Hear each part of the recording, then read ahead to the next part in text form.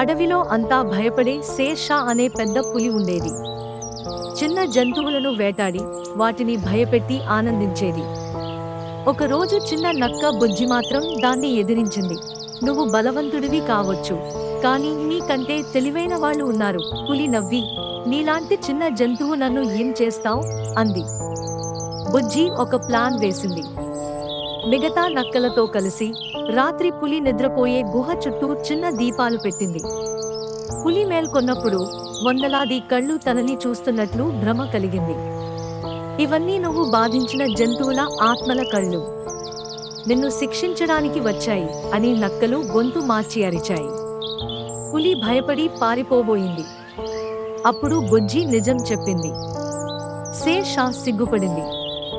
నా బలం వల్ల నేను గర్వించాను, కానీ నువ్వు తెలివితో నన్ను ఓడించావు అంది. నాటి నుండి అది మంచి పులిగా మారింది. అడవి రాజ్యంలో శాంతి నెలకొంది. బుజ్జి అడవి న్యాయమూర్తిగా పేరు పొందింది.